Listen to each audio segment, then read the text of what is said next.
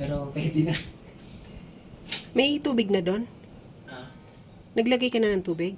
meron na.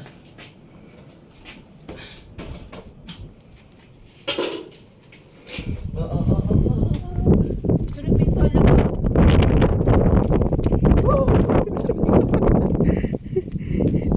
Yan, maliligo na siya.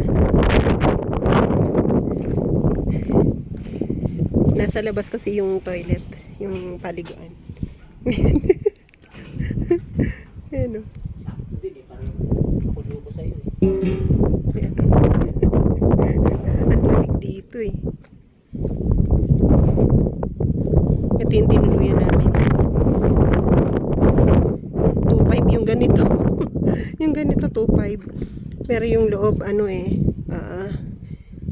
Yan ganyan. Tapos dito yung lutuan.